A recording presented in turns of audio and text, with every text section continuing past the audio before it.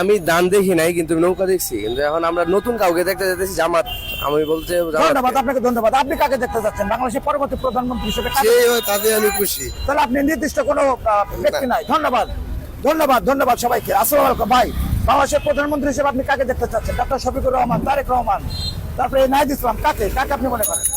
আপনি যেহেতু এটা বলতেছেন, আমি তো মনে করি আপনি প্রধানমন্ত্রী হওয়ার যোগ্য। ধন্যবাদ আপনাকে ভাই, আমাকে প্রধানমন্ত্রী বানিয়ে দিয়েছেন। তো প্রিয় দর্শক, সঙ্গে থাকুন ভাই।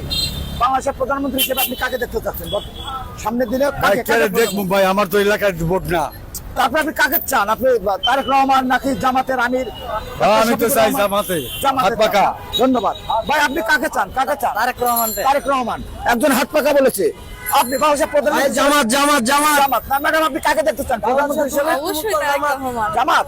অবশ্যই তারেক রহমান। তারেক রহমান, তারেক রহমান। ধানের শীষ, ধানের শীষ, ধানের শীষ। বাংলাদেশের প্রধানমন্ত্রী হিসেবে আপনি কাকে দেখতে চান? জামাত। তারেক রহমান, ডক্টর শফিকুর রহমান, হাত পাকা। কাকে দেখতে চান? জামাত।